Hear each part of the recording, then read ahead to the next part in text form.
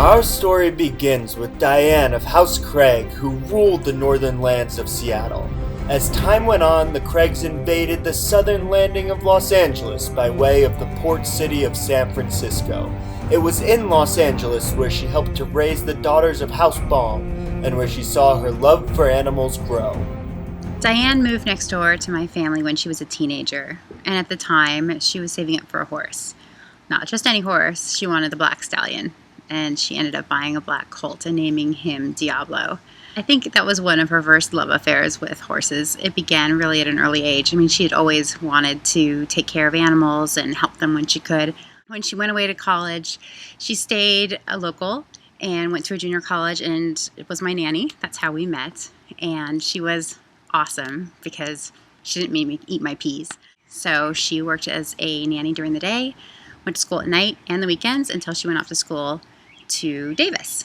When she was in Sacramento, one of my favorite memories visiting her was at the racetrack.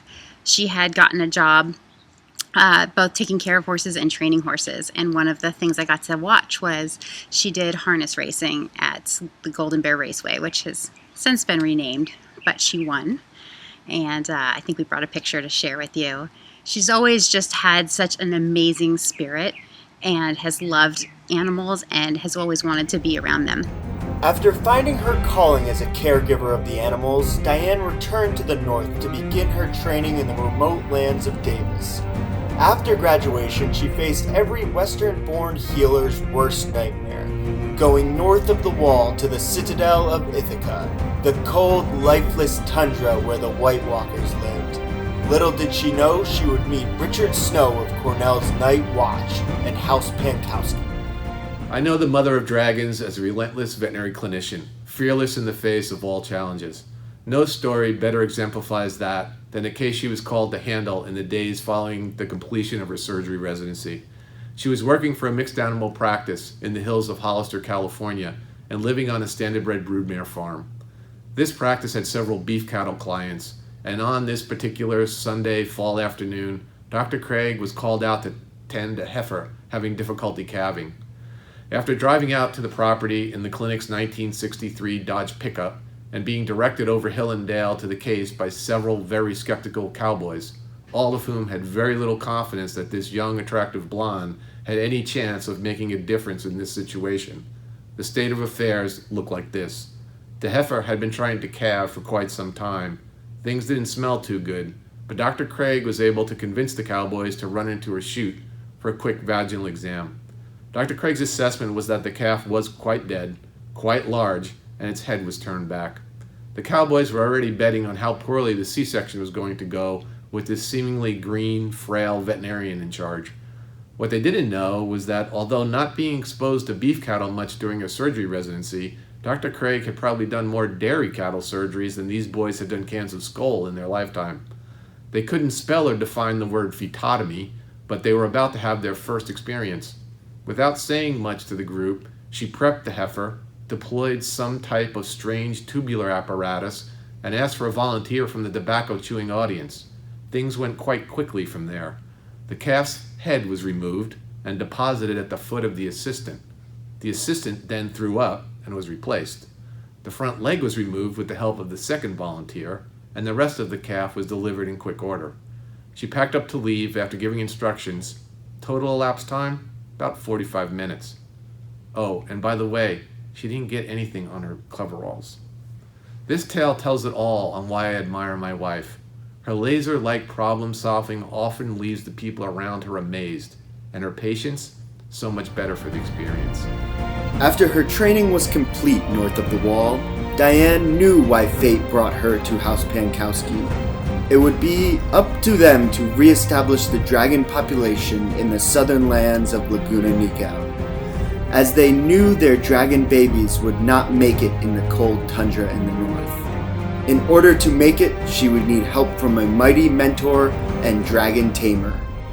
I met Diane when our babies were little itty-bitty dragons, and from the moment that we met each other, we knew that we needed each other.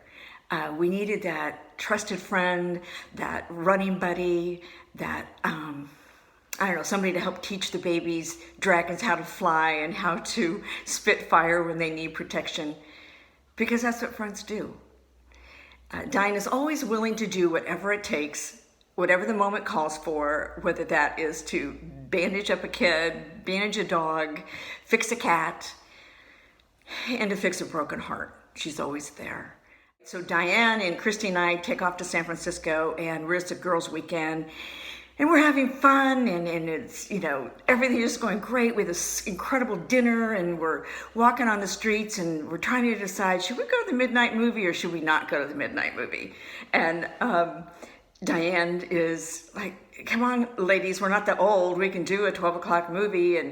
And Christy and I are kind of whining, and so we're walking along, and all of a sudden, out of nowhere, I want you to look at this blurry picture, because that's when Diane runs up, hits me, but taps me on the shoulder and goes, "Tag, you're it." And she takes off running down the street, and I turn around and look at Christy, and Christy looks at me, and game was on. And we are running down the street, literally on the streets, screaming and yelling at each other, and playing tag. Adult tag on the streets of San Francisco, and literally almost for 4 blocks. And we're running and screaming and laughing so hard we almost wet our pants. And we did go to the movie at midnight in San Francisco, because that's just how we run together. And Diane, I am so proud of you. I am so honored to be part of this magnificent part of your career, and congratulations. I love you. I'm glad to be here. I'm honored to be your friend. Having joined the great houses of Craig and Pankowski, Diane knew it was time to finally fulfill the prophecy and become the mother of dragons. I know the mother of dragons is the ultimate prankster. She doesn't play by the rules. Rules are merely a cute suggestion for a way to make things boring. And once you know this, you better not play by the rules, especially in our house. I remember one particular evening, we just finished dinner, and it was my night to do the dishes, and I absolutely hated doing the dishes. I despised them, avoided them like the plague, and so did my mom, and we jumped on every opportunity to get out of them. But for whatever reason, on this particular night, she decided to help me do a few dishes before stepping right outside the kitchen to water some plants. A few minutes go by, and I look up to find her pointing the sprinkler hose at me through the screen window. Naturally, I drew my scene candle to attention, and now we're in a standoff. "You wouldn't dare," I told her, but before I could even get the words out, I was greeted by a cold water sinus flush courtesy of Mom. Things got real serious after that. Sprinkler hoses were drawn from the backyard, and we had a full-fledged water fight through the whole house and backyard. Dad was pissed, to say the least. We flooded the kitchen, but roared with the kind of laughter you can only count on one hand to experience. And in turn, we never had to do the dishes again. Dr. Craig is not only mother to us biological dragons, she's also been foster mother to many stray dragons, both of the 2- and 4-legged variety. She has worked with rescues and Good Samaritans her entire career and gave many second chances at life. Many times these animals ended up in our house. All 3 of us learned so much from the way she handled these cases, from the funnier things like how to walk a dog that can't walk, to the harder lessons like how to cope when 2 litters of shelter kittens die without warning. Not only did we learn many lessons from these cases, we were also able to witness Mom's incredible compassion and warmth. Our house was also home to many stray 2-legged dragons. Many of these were friends of ours who needed a little extra parenting and help navigating life. Over the course of my time living at home, Mom has opened her house to 6 or 7 different girls and women facing difficulty or transition in life.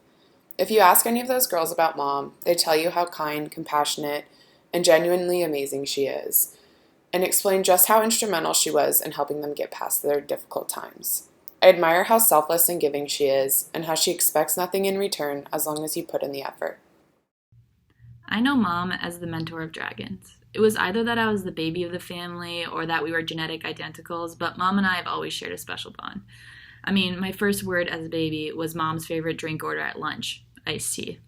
If anyone wanted to get a hold of Mom, I always had to call because she always picks up when I answered, but notoriously ignored everyone else. She taught me how to tie my shoes and how to throw a softball. She taught me how to write an essay and that it was okay to be smarter than the boys. She even let me wear her scrubs to be a vet for Halloween on several occasions and then helped me find a prom dress. She taught me how to dream and has been with me every step of the way. But whenever I'm asked what I want to be when I grow up, The only answer worthy of this question is my mom.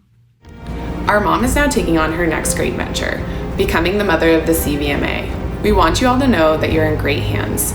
As you've seen in the testimonies before, our mother is kind, compassionate, hardworking, dedicated, intelligent, and so many other things you'll get to learn this year. We are so proud and so excited for our mom's new role, and we can't wait to see her succeed as the new president. Congratulations, Mom. We can't wait to see what world you conquer next.